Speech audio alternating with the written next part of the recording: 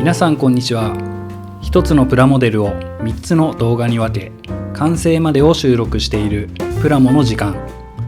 いつもご覧いただきありがとうございます。今回は長谷川より先日発売されたケンメリを最後まで見て見ぬふりをしていたのですが、我慢の限界を迎えたので購入。期待しかないこのプラモデルを興奮とともにまずは紐解いていきましょう。まずはケンメリの誕生背景から。グランドツーリングカーを目指した3代目スカイラインが1968年に登場し、箱スカの愛称で親しまれ、高性能エンジンを搭載した 2000GTR はレースシーンで大活躍。愛のスカイラインというキャッチコピーで販売されましたが、レースでの活躍に象徴されるように硬派で精悍なイメージがつきまとっていました。そこで箱スカの愛のというイメージ戦略をそのまま受け継ぎ、硬派からナンパなイメージ転換を狙い、ケンとメリーのスカイラインというキャッチフレーズでケンメリが1972年にデビュー。テレビ CM が大ヒットしてロゴ入りステッカーや T シャツなどの関連グッズが大人気となり、社会現象を巻き起こします。メカニズム面は4輪ディスクブレーキや吸気側エアダクトの変更など、先代の箱スカよりも確実に進化を遂げ、メッシュタイプの迫力あるフロントグリルに前後オーバーフェンダーやリアスポイラーを標準装備。ケンメリ 2000GTR の発売当時は厳しさを増した排出ガス規制などが影響してツーリングカーレースへの参戦がなかったことに加え、販売期間が1973年1月からわずかに4ヶ月、生産台数は200台足らずで終了したため、幻の GTR と呼ばれ伝説となりました。それではまずは仮組みから。今回のキットは先日発売されたばかりの長谷川製。なんとド新規で金型を起こし、この令和の時代に昭和の伝説の車をプラモデル化し販売してくれたんです。この時代の車が大好きな僕としては買わない理由が見当たらなく、気づいたら Amazon でポチっておりました。大人気の車種ですから、当然昔から各メーカーでキット化されているモデル。その中で完全新金型として販売開始されたこのケンメリは一体どんなキットなのか、紹介しつつ仮組みしていきます。パーツは最近の長谷川らしく細分化され、組みやすく塗りやすい、そして正確な3拍子揃った内容となっています。まずは足回りからですが、なんと車高が選べる内容ではありませんか。ここはホイールを変更し激渋なケンメリを目指すので、迷わずローダウンを選び仮組みをしていきます。ウィンドウは一枚一枚分割式で愛は正確。ボディパーツはメッキ部分と他のパーツで細分化され、パーツ一つをとってもその正確な設計はとても組みやすく、誰でも簡単にかっこいい GTR が組めそうです。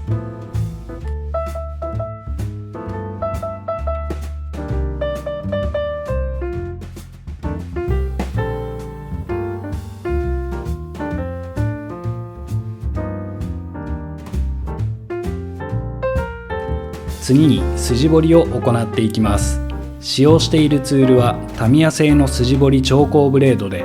0.15mm の刃を装着したものと、タミヤの P カッターとなります。用途としては調光ブレードは全体的な筋彫り、 P カッターは刃幅が調光ブレードよりも広いので、ドアやボンネットなどの開閉パーツ部分に使用しています。リアルな完成度を追求するにあたり、ボディのパーツそれぞれに対し筋を入れておかないと塗装を重ねた時に溝が塗料で埋もれてしまい、リアルなシャープさが欠けてしまうので、そうならないためにもしっかり丁寧に彫っていきます。といってもあまり深くしすぎると不自然なシルエットになってしまったり、パーツが貫通し割れてしまう場合もありますので、あくまでも軽いタッチでそれぞれ3から5回を目安に。なおかつボンネットやドアなどの開閉パーツ部分は他のパーツとの差を明確につけるためにも P カッターを使い、太めのラインになるよう意識しながらしっかり彫っていきます。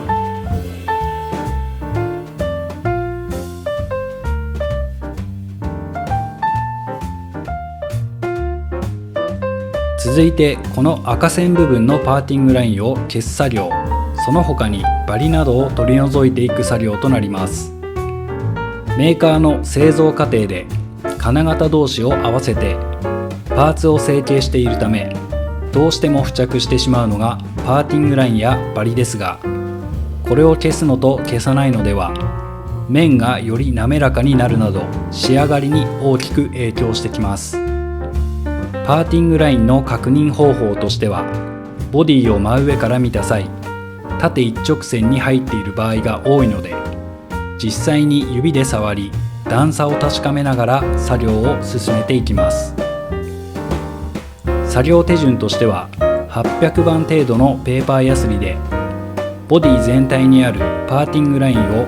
水取りで取り除いていきますが、取り除く際の注意点として細かなプレスラインもありますので、その部分まで削ってしまわないよう注意が必要となります。カーモデルの場合、前後バンパー周辺、ボディを真上から見た際にリアからフロントまで一直線にパーティングラインがあり、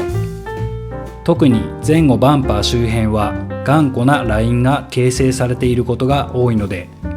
根気よく処理をしていきます。続いてボディの調整加工です。仮組みをして気になった点が、オーバーフェンダーを取り付けた際チラ見えするフェンダーアーチ、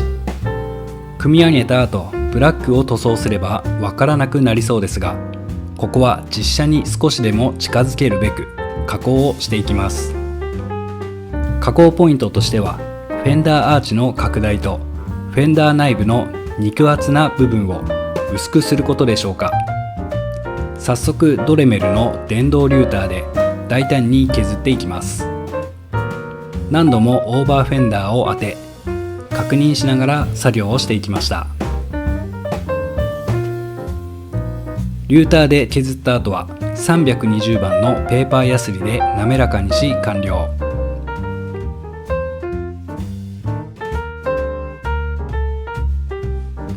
他にはピンバイスでの作業も行います。ドアにあるキーシリンダーのモールドを削ぎ落とし、アドラーズネストのブラインドリベットヘッドを後々取り付けるための穴を 0.8mm のピンバイスで開けたり、説明書指定箇所を加工。フロント顎部分もインセクトピンに置き換えるので穴を開けておきました。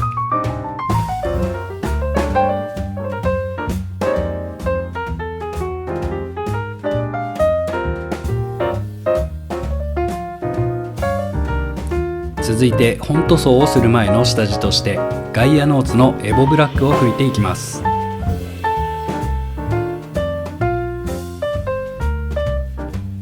この下地処理は深いツヤのある仕上がりを目的とするのであれば必須作業になります。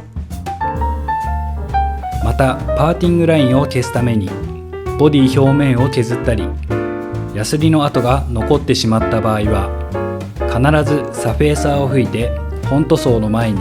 表面を滑らかにしておくことが大事です。いかに下地処理で滑らかな表面を作り上げるかが重要なことかと思いますし、下地の段階からこの表面を意識しておくと後々表面仕上げの工程で時間を短縮できたりするなど効率が上がります。サフェーサーを吹きパーティングラインも消え、綺麗なボディラインになったことを確認し、次の作業に移っていきますが、今回はここまで。次回はインテリア完成までをお届けする予定です。ご視聴いただきありがとうございました。